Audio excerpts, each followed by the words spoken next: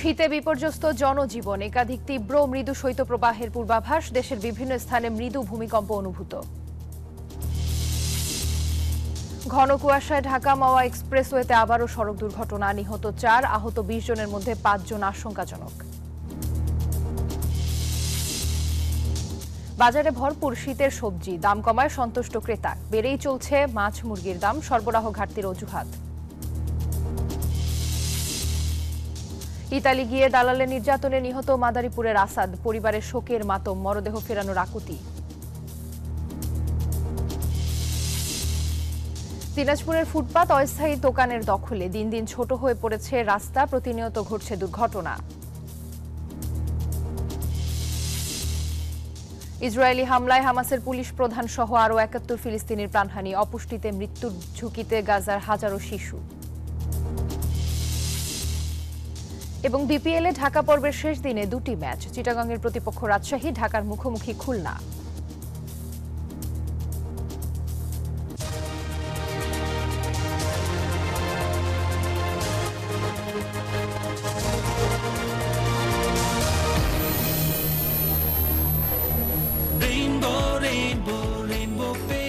Rainbow Paints, the color of joy. স্বাগত news 24 সংবাদে, আপনাদের সাথে আছি আমি জান্নাতুল ফেরদৌস রুবা। দেখছিলেন সংবাদ শিরোনাম। শব্দের আরেক নাম, একদম ইউনিক স্ট্রাকচারাল ডিজাইনের কসমিক ডোর। এর ওয়াল থিকনেস ও রিপ থিকনেস বেশি থাকায় থেকে 50 বছরেরও বেশি। কসমিক ডোর, নিশ্চিন্তে 50 বছর।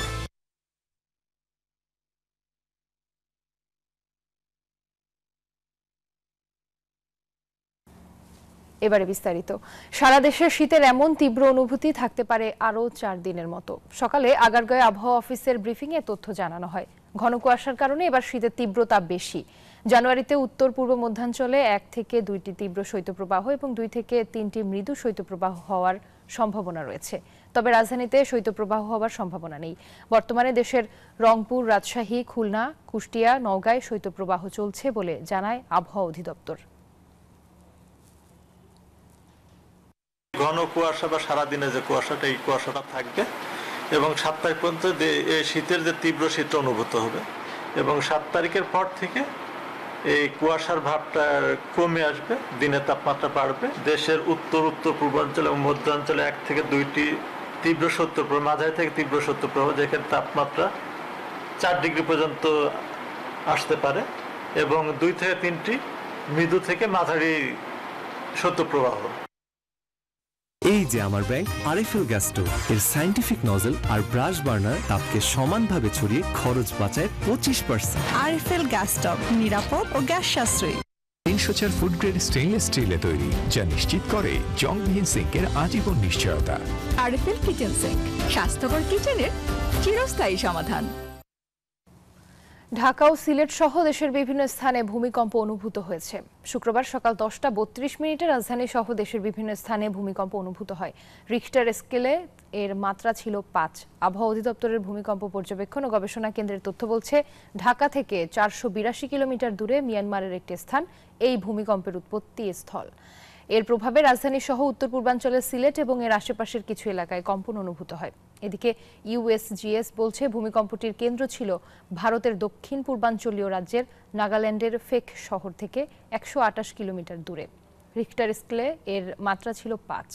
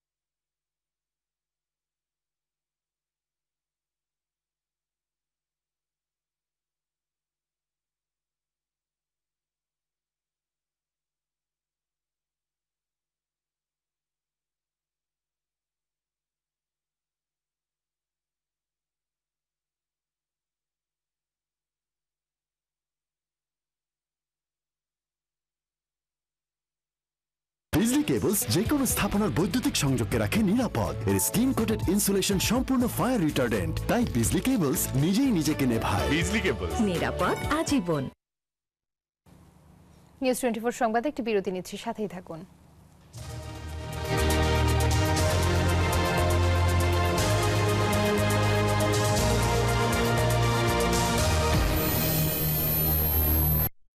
নুডলস খান নাই? তাহলে তো নুডলসই খান নাই। নুডলস খান নাই তো নুডলসই খান নাই।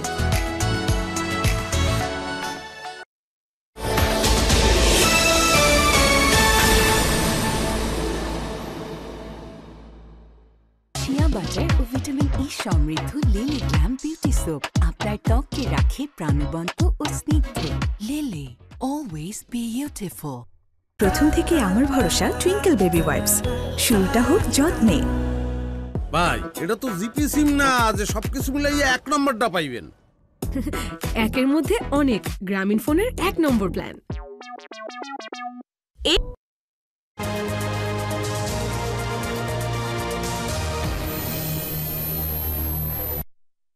আবারও স্বাগত নিউজ 24 সংবাদে। তীব্র শীতে কাঁপছে সারা দেশ। মৃদু শৈত্যপ্রবাহ, কনকনে শীতে স্থবির জনজীবন। বেশি ভোগান্তিতে পড়েছেন শ্রমজীবী নিম্ন আয়ের মানুষ। শুক্রবার সকালে দেশের সর্বনিম্ন তাপমাত্রা রেকর্ড হয়েছে পঞ্চগড়ে 8.3 ডিগ্রি সেলসিয়াস। হাসপাতালে বাড়ছে ঠান্ডাজনিত রোগীর সংখ্যাও। সতর্ক থাকার পরামর্শ দিচ্ছেন চিকিৎসকেরা। প্রতিনিধিদের পাঠানো তথ্যছবিতে ডেস্ক রিপোর্ট। দেশ জুড়ে বইছে মৃদু শৈত্যপ্রবাহ। অনেক বেলা পর্যন্ত কুয়াশা মোড়ানো থাকছে চারদিক, দেখা মিলছে না সূর্যের। হিম বাতাসে শীতের তীব্রতায় বিপাকে পড়েছেন শ্রমজীবী, বেশি বিপাকে পড়েছেন নিম্ন আয়ের মানুষ। বাধ্য হয়ে শীত উপেক্ষা করেই কাজের সন্ধানে বের হচ্ছেন তারা। ঝুঁকি নিয়ে সড়ক মহাসড়কে চলাচল করছে যানবাহন, দিনের আলোতে জ্বালাতে হচ্ছে হেডলাইট। উত্তরের জেলা পঞ্চগড়ে শুক্রবার সর্বনিম্ন তাপমাত্রা রেকর্ড হয়েছে 8.3 ডিগ্রি সেলসিয়াস। বয়ে যাচ্ছে মৃদু শৈত্যপ্রবাহ। কুয়াশায় আচ্ছন্ন পথঘাট। শীতের দাপটে খড়কুটো জ্বালিয়ে শীত নিবারণের চেষ্টা করছেন অনেকে। শীতে শরীরের বীজ ব্যথায়, সর্দি, জ্বর, হাত-পা ঠান্ডা, কাজ করা যায় না। লালমনিরহাটে 9.5, দিনাজপুরে 10 এবং চুয়াডাঙ্গায় 10.8 ডিগ্রি সেলসিয়াস তাপমাত্রা রেকর্ড হয়েছে। হিমেল হাওয়ায় যুবথুবু হয়ে স্থবিরতা নেমেছে জনজীবনে। শীতের কারণে আমরা বাইরে হইতে পারি না। আজকে কয়েকদিন ধরে অনেক শীত, বাতাসও মোটামুটি অনেক। আসলে যতই কুয়াশা পড়ুক আর যতই ঠান্ডা হোক, আমাদেরকে তো কাজ করতে বেরোতেই হবে। তীব্র ঠান্ডায় চট্টগ্রামেও জনজীবন বিপর্যস্ত। ভোরের কুয়াশাচ্ছন্ন সকালে সূর্যের দেখা নেই। হাসপাতালগুলোতে বাড়ছে শীতজনিত রোগের প্রকোপ। সবচেয়ে বেশি আক্রান্ত হচ্ছেন শিশু ও বয়স্করা। বাচ্চাদেরকে কোনোভাবে যেন ঠান্ডার মধ্যে রাখা না হয়, কোনোভাবে যেন ফ্যান ছাড়া না হয়, তাদেরকে যেন অবশ্যই শীতের কাপড় যেগুলো আছে এগুলো যেন পরিধান করা হয়। জরুরি প্রয়োজন ছাড়া বাইরে বের না হওয়ার পরামর্শ চিকিৎসকদের। Desk report, news 24। দর্শক, তীব্র শীতে হাসপাতালগুলোতে বাড়ছে ঠান্ডাজনিত রোগে আক্রান্ত রোগীর সংখ্যা। রোগীর চাপে চিকিৎসা দিতে হিমশিম খাচ্ছেন চিকিৎসকেরাও। এ বিষয়ে আরো জানাতে যুক্ত হচ্ছেন আমাদের সহকর্মীরা। শুরুতেই যাব বরিশালে, সেখানে রয়েছেন সহকর্মী সাইফুর রহমান মিরন। মিরন, বরিশালের হাসপাতালগুলোতে কেমন দেখছেন রোগীর চাপ, কি বলছে চিকিৎসকেরা?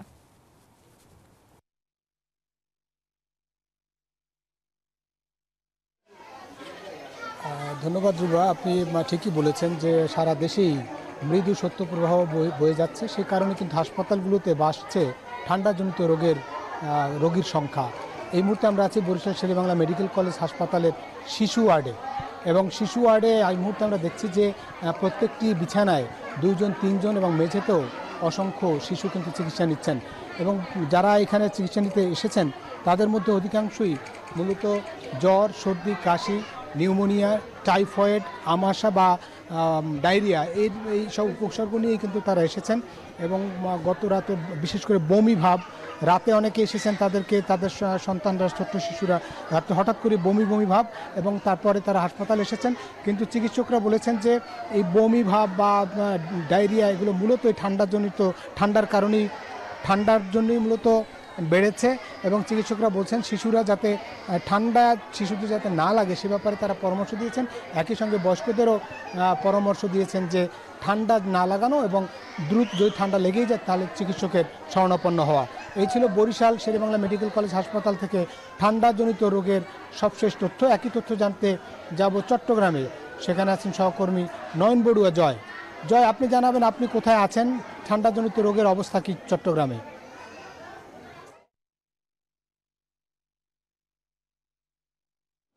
ধন্যবাদ মিরন আপনাকে। আপনি যেমনটা বরিশালের খবর জানিয়েছেন তেমনিভাবে আমি চট্টগ্রাম মেডিকেলে আছি। মেডিকেলের যে ওয়ার্ডগুলো আমরা একটু দেখানোর চেষ্টা করছি, ওয়ার্ডটা দেখলে আপনি বুঝতে পারছেন যে রুগীর চাপ কিন্তু অনেকটা বেড়েছে, যেহেতু ঠান্ডা অনেকটা বেড়ে গেছে চট্টগ্রামে। তো সেই কারণে কিন্তু আমরা দেখছি ঠান্ডাজনিত রুগীর সংখ্যা কিন্তু অনেকটা বেড়ে গেছে। তো এখনও পর্যন্ত সূর্যের দেখা কিন্তু আমরা দেখিনি। তো একই সাথে যে একেবারে কুয়াশাচ্ছন্ন চট্টগ্রাম এখনও পর্যন্ত আছে, যেহেতু সূর্য উঠে নাই সে কারণে কুয়াশাচ্ছন্ন চট্টগ্রাম একেবারে। তো ঠিক এই সময়টার মধ্যে কিন্তু যারা ঠান্ডাজনিত রোগী আছে, যারা ঠান্ডাজনিত রোগে আক্রান্ত হচ্ছে, তারা কিন্তু চট্টগ্রাম মেডিকেলে সবচেয়ে বেশি এসেছে। একই সাথে বেসরকারি মা ও শিশু হাসপাতালে রোগীর চাপ কিন্তু অনেকটা বেড়েছে। তো আমি যেখানে আছি শিশু ওয়ার্ড দেখতে পাচ্ছেন, এই শিশু ওয়ার্ডেই কিন্তু শিশুরা সবচেয়ে বেশি আক্রান্ত হচ্ছে। চিকিৎসক যারা আছে তারা যেমনটা জানিয়েছেন যে তো এখানে পরিবার যদি একটু সচেতন হয় তাহলে কিন্তু অন্তত শিশুরা এই রোগ থেকে রেহাই পাওয়া সম্ভব বলে আমাদেরকে জানিয়েছেন। তো এখানে চট্টগ্রাম মেডিকেলে যে শয্যা আছে, শয্যার 3 গুণ বেশি রোগী বলে আমাদেরকে জানিয়েছেন চট্টগ্রাম মেডিকেলের পরিচালক, যেমনটা জানিয়েছেন চিকিৎসার কোনো কমতি নেই, তারা চেষ্টা চালিয়ে যাচ্ছেন। অনেকজন সুস্থ হয়ে কিন্তু বাড়ি ফিরেছেন, আবার নতুন নতুন অনেকজন ভর্তি হচ্ছে। এই ছিল আমার এখানকার সর্বশেষ। ফিরে যাচ্ছি স্টুডিওতে রুবার কাছে। মিরন, আপনাকে ধন্যবাদ। আমি এই চেয়ারে বসবো না। বাচ্চু ভাই, এই চেয়ারকে ভয় পেও না। ডেন্টিস্টের পরামর্শে নাও নতুন কোলগেট অ্যাক্টিভ সোল, যা দাঁতের সমস্যা শুরু হওয়া মাত্রই থামিয়ে দেয়। না থাকবে ব্যথা, না থাকবে ভয়। দর্শক, দিনাজপুরের সরকারি কলেজে বিএনপির অনুষ্ঠানে কথা বলছেন মহাসচিব মির্জা ফখরুল ইসলাম আলমগীর। আমরা সরাসরি চলে যাচ্ছি তার বক্তব্যে।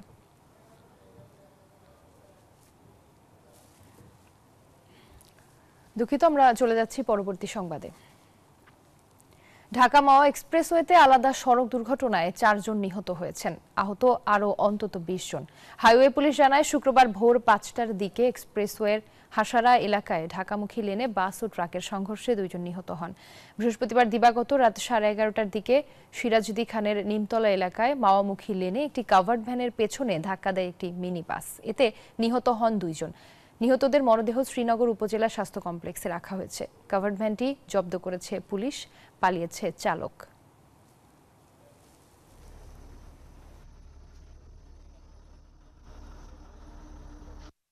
এলো instant milk powder happy cow, যেমন সাশ্রয়ী তেমনি পুষ্টিগুণে ভরপুর। আর এটা নিউজিল্যান্ডের গরুর দুধ। হ্যাপি কাউ, গরুর দুধের স্বাদ সবাই পাক। ডাকসু নির্বাচনের বিষয়ে বিশ্ববিদ্যালয় প্রশাসন আন্তরিক। ছাত্র সংগঠনের সাথে বসে রোডম্যাপ তৈরি হবে, জানিয়েছেন ঢাকা বিশ্ববিদ্যালয়ের উপাচার্য ডক্টর নিয়াজ আহমেদ খান। সকালে ক্যাম্পাসে ভর্তি পরীক্ষা কার্যক্রম পরিদর্শন শেষে কথা বলেন তিনি। ডাকসু নির্বাচনের ব্যাপারে আমরা অত্যন্ত আন্তরিক, তবে আমরা চাই যে সবার মধ্যে মোটামুটি একদম ঐক্যমত না হোক, কিন্তু একটু ব্রড বেসড, যাতে একরকম সমঝোতা হয়, একটা চুক্তির মতো হয়। সবাইকে নিয়ে আমরা করতে চাই এই নির্বাচনটি উৎসবমুখর পরিবেশে, সবার বহুদিন পর একটি মুক্ত পরিবেশে এই সুযোগটি তৈরি হয়েছে। আমরা চাই যে এই কাজটি যতদূর সম্ভব সবাইকে নিয়ে নিখুঁতভাবে করতে। দর্শক, ঢাকা বিশ্ববিদ্যালয়ে অনার্স 2024-2025 শিক্ষাবর্ষের ভর্তি পরীক্ষা শুরু হয়েছে আজ। সকাল 10টা থেকে শুরু হয়ে দুপুর 12টা পর্যন্ত চলবে এই ভর্তি পরীক্ষা। ক্যাম্পাস পরিস্থিতি জানাতে ঢাকা বিশ্ববিদ্যালয় থেকে যুক্ত হবেন আমাদের সহকর্মী বদরুল আলম শাওন। শাওন, পরীক্ষার ব্যবস্থাপনা কেমন দেখছেন? আজ কোন বিভাগের পরীক্ষা রয়েছে? পরীক্ষার্থীরা ঠিকভাবে পরীক্ষার কেন্দ্রে আসতে পারছেন কিনা?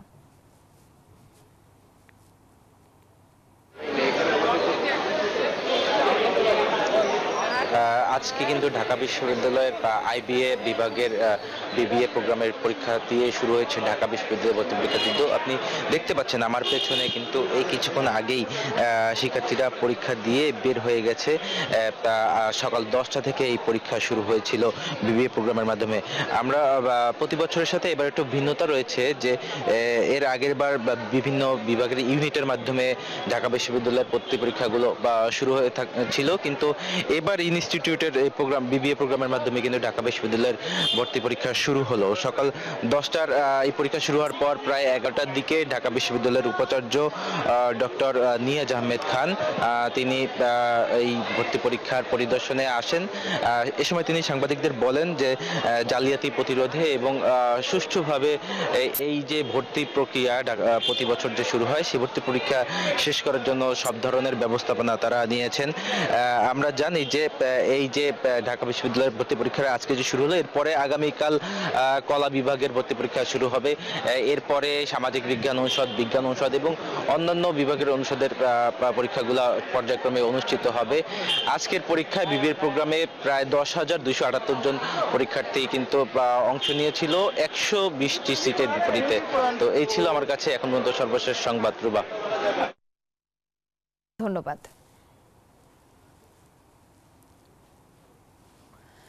আমদানি বেশি হয়, কমেছে সবজির দাম, তাই সাপ্তাহিক ছুটির দিনে ক্রেতা সমাগম রয়েছে গেল সপ্তাহের তুলনায় বেশি। যদিও বিক্রেতারা বলছেন ক্রেতাদের এই উপস্থিতি পর্যাপ্ত নয়।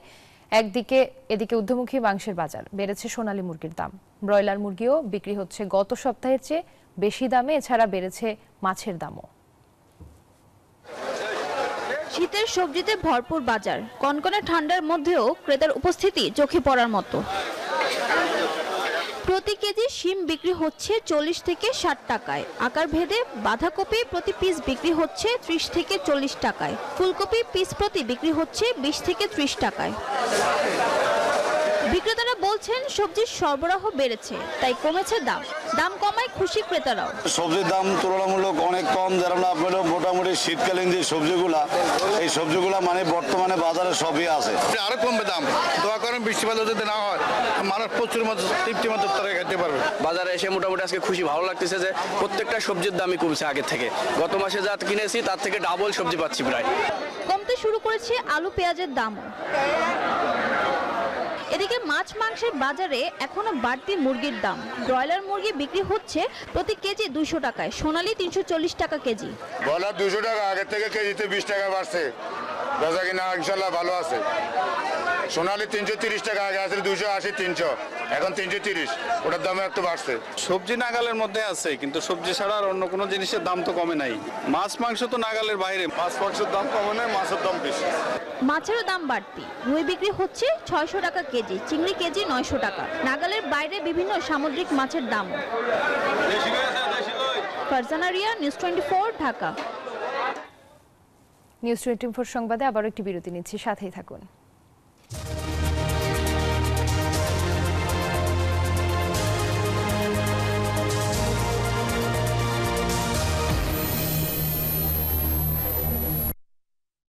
নুডলস খান নাই? তাহলে তো নুডলসই খান নাই। নুডলস খান নাই তো নুডলসই খান নাই।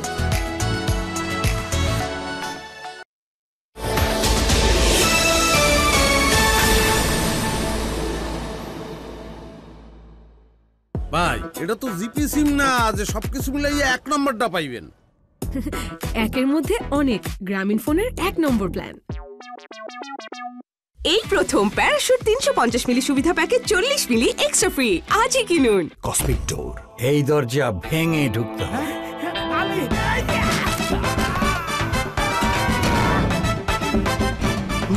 ভয় পাস না, এটা কসমিক ডোর। স্বপ্নের আরেক নাম কসমিক ডোর। এর ওয়াল থিকনেস ও রিপ থিকনেস বেশি থাকায় এটাকে 50 বছরেরও বেশি। কসমিক ডোর, নিশ্চিন্তে 50 বছর।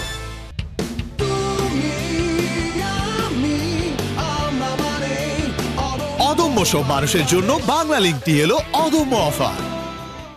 ভিজিট করুন।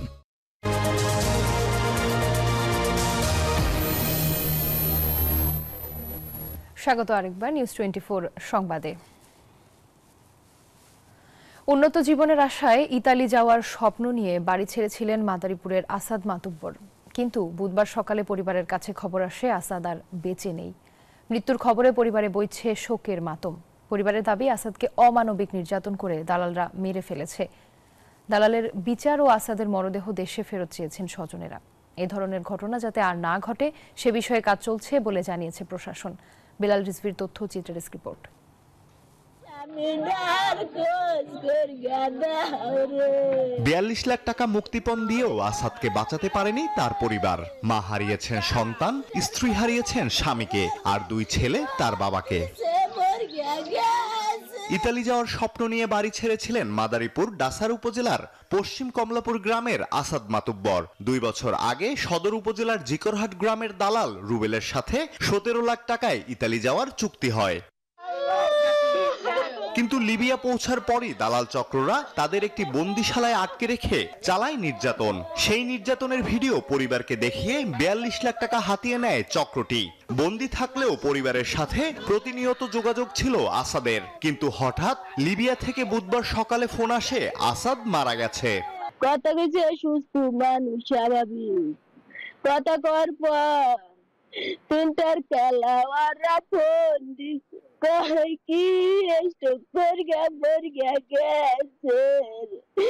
আমার স্বামী করে নাই রে, মারা জোট করে আমার গেছে। রুবেল মাঝে গাইছে 11,30,000, অরুণকে দিচ্ছে 9 লাখ, 9.5 লাখ, আর আমি গেম করে নিচে আগে দিচ্ছে 4 লাখ। মারছে এবং হুমকি দিয়া আমাদের কাছ থেকে অনেক টাকাগুলো নিছে ধাপে ধাপে। এই দালালদের কঠিন শাস্তি হোক, বিচার হোক। পরিবারের দাবি আসাদকে পরিকল্পিতভাবে হত্যা করেছেন দালাল রুবেল ও তার সহযোগীরা। ছেলের মরদেহ ফেরত পেতে চান নিহত আসাদের মা। আর আত্মগোপন করছে, কতদিন পর কয় লাশ নিবেন 2.5 লাখ টাকা লাগবে, আবার তো আমরা মাটি দিয়ে দিয়েছি, আমরা হারে দেখাইতেন না। আমি খালি দাবি করি আমার বাবার লাশটা। এমন ঘটনা যাতে আর না ঘটে সে বিষয়ে কাজ চলছে বলে জানিয়েছে জেলা প্রশাসন। জেলা প্রশাসন উপজেলা প্রশাসনের পক্ষ থেকে সরকারের যে বিভিন্ন কর্মসূচি আছে, বিশেষ করে অ্যাওয়ারনেস বিল্ডিং যে কর্মসূচিগুলো আছে, সেখানে আমরা মাদারীপুরের বাসিন্দাদেরকে বোঝানোর চেষ্টা করছি যে অবৈধ পথে যদি বিদেশে যাওয়ার চেষ্টা করা হয় এতে আর্থিক ক্ষতি থেকে শুরু করে জীবন মানেরও রিস্ক রয়েছে। দালালের খপ্পরে পড়ে প্রতারিত হওয়ার বিষয়ে এ জেলায় এ পর্যন্ত 300 মামলা হলেও বিচার হয়নি একটিরও। Desk report, news 24। দর্শক, জাহাঙ্গীরনগর বিশ্ববিদ্যালয়ে চলছে অতিথি পাখির মেলা। মেলার বিস্তারিত জানাতে যুক্ত হচ্ছেন সহকর্মী নাজমুল হুদা। নাজমুল, জাহাঙ্গীরনগর বিশ্ববিদ্যালয়ে তো প্রতি বছরই অতিথি পাখির মেলা হয়ে থাকে, এবছর কি পরিমাণ পাখি দেখছেন?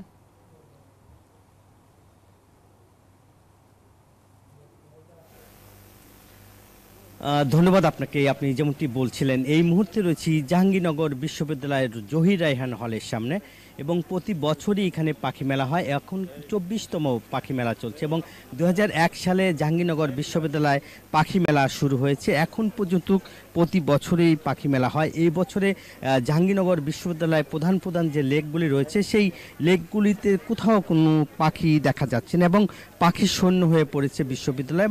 আমরা যদি দেখাই যে এখানে 24তম যে পাখি মেলা হচ্ছে এবং জহির রায়হান হলের সামনে, এবং এই যে পাখি এখানে যে জীবন্ত কিছু পাখি সংরক্ষণ করা হয়েছে যেগুলো মারা গিয়েছিল, সেই পাখিগুলি এখন তারা সংরক্ষণ করেছে বন অধিদপ্তর। এই যে প্রকৃতি যে এখন ধ্বংসের মুখে এবং প্রকৃতি সংরক্ষণের জন্য কিন্তু বিশ্ববিদ্যালয় বিভিন্ন বিভাগের যারা পাখি নিয়ে গবেষণা করছে এবং জলাশয় নিয়ে, ক্লাইমেট চেঞ্জ, সব বিষয় নিয়ে যারা আসলে কাজ করছে তাদের কাছকে দেখা যাচ্ছে। স্যার, আপনার সাথে একটু কথা বলি।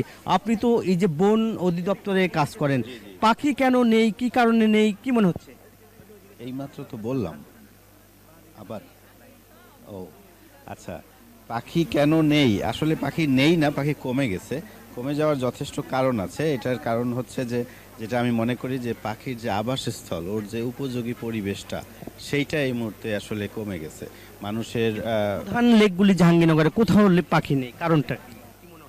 এই আমার কাছে মনে হচ্ছে যে জাহাঙ্গীরনগরের অনেক উন্নয়ন কার্যক্রম হয়েছে, অনেক বড় বড় কনস্ট্রাকশনস হয়েছে, গাছপালা হয়েছে এবং এই যে লেকগুলোর আশেপাশে কিছু পলিউশন হয়েছে এবং দোকানপাট হয়েছে এবং আরও একটা বিষয় সাউন্ড পলিউশন। মানুষ রাতের বেলা উচ্চস্বরে গান বাজনা বাজাচ্ছে, কনসার্ট করছে বা বিভিন্ন হচ্ছে আশেপাশের মানুষের। পরিবেশের কারণেও এইগুলো মনে হয় যে যেমনটা আসলে ছাড় বলছিলেন যে বিশ্ববিদ্যালয়ে যে আপনারা দেখেছে পাখি যে এবার কলকালিতে যে মুখরিত থাকে সেই ক্যাম্পাসে অতিরিক্ত বিল্ডিং এবং জলাশয় দূষণ এবং জলাশয়ে আসলে যে পাখি এখন বসছে না, এই ছিল আমার কাছে বিশ্ববিদ্যালয়ে অতিথি পাখি মেলার সর্বশেষ খবর। রুবা। নাজমুল, আপনাকে ধন্যবাদ। দর্শক, শীতে পর্যটককে মুখর কক্সবাজার সমুদ্র সৈকতের আরো খবর জানাতে যুক্ত হচ্ছেন সহকর্মী ইরফানুল হাসান। ইরফান, সমুদ্র সৈকতে পর্যটকের আনাগোনা কেমন দেখছেন, কেমন উপভোগ করছেন তারা? জি, ধন্যবাদ আপনাকে। আজকে বছরের প্রথম ছুটির দিন, সাপ্তাহিক ছুটির দিন। সাপ্তাহিক ছুটির দিনে বলা যায় পর্যটকে মুখরিত হয়েছে কক্সবাজারের সবকটি সমুদ্র সৈকত। আমি এখন আছি কক্সবাজার সৈকতের যে কলাতলি পয়েন্ট আছে সেখানে। আপনাকে একটু দেখাতে চাই, আজকে আসলে ভোর থেকে কক্সবাজারে একেবারে সূর্যের আলোর দেখানে বেলা 12টার দিকে মূলত সূর্যের আলোর দেখা মেলে ঠিক, কিন্তু ভোর থেকে পর্যটকদের একেবারে আনাগোনা কক্সবাজারে সৈকতের প্রত্যেকটি পয়েন্টে পর্যটকে মুখরিত।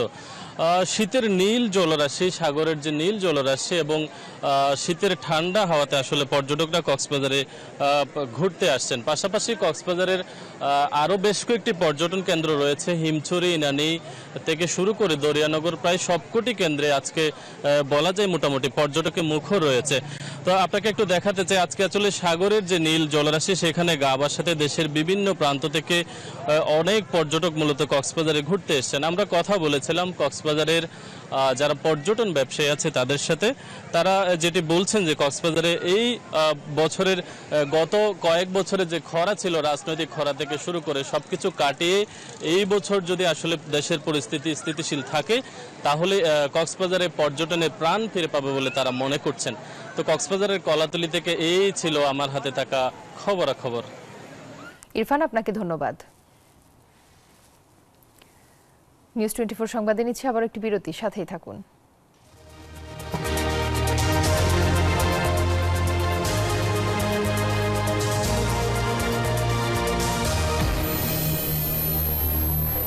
টাকা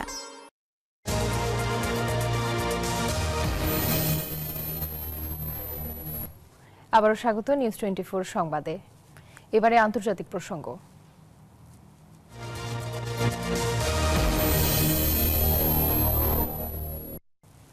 গাজা ভূখণ্ডে ইসরায়েলি হামলায় প্রাণ হারালেন হামাসের পুলিশ প্রধান। গত 24 ঘন্টায় বিমান হামলা হয়েছে অন্তত 34টি, প্রাণহানি আরও 71 ফিলিস্তিনির। অপুষ্টিও বড় হুমকি গাজাবাসীর জন্য। ফিলিস্তিনি কর্তৃপক্ষ বলছে এ কারণে মৃত্যুর ঝুঁকিতে রয়েছে গাজার প্রায় 3,500 শিশু। এদিকে ইসরায়েলের দিকে আবারও রকেট ছুড়েছে ইয়েমেনের হুথি বিদ্রোহীরা। যুদ্ধক্ষেত্রে গোলাগুলিতে হতাহতের পাশাপাশি পরোক্ষ ক্ষয়ক্ষতিও থাকে বিপুল। চরম আবাসন সংকট, রোগবালাইয়ের প্রাদুর্ভাব, চিকিৎসার তীব্র অভাব, সবই যুদ্ধের ফলাফল।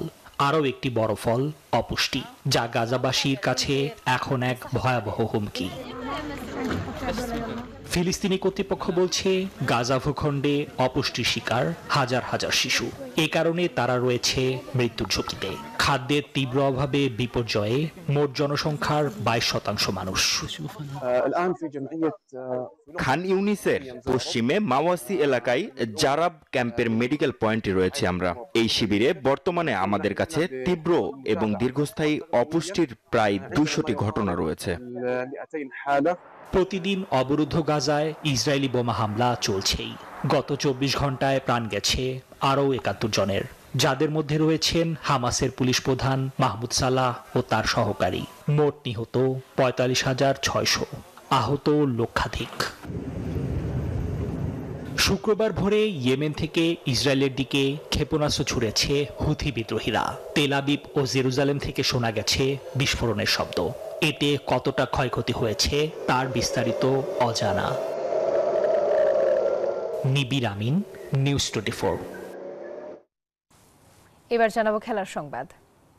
বিপিএল এর ঢাকা পর্বের শেষ দিনের প্রথম ম্যাচে চিটাগং কিংসের প্রতিপক্ষ দুর্বার রাজশাহী, আর দ্বিতীয় ম্যাচে ঢাকার মুখোমুখি হবে খুলনা টাইগার্স। 2 ম্যাচে 1 হার আর 1 জয়, পয়েন্ট টেবিলে তৃতীয় স্থানে আছে রাজশাহী।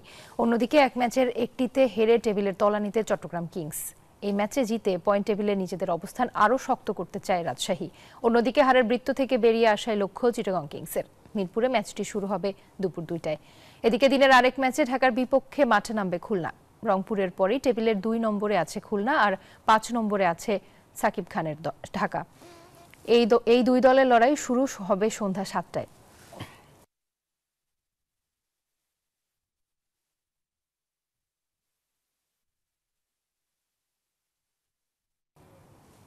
আর এই ছিল নিউজ 24 সংবাদে। আরো সংবাদ বিশ্লেষণ জানতে ভিজিট করুন news24bd.tv। ধন্যবাদ সবাইকে।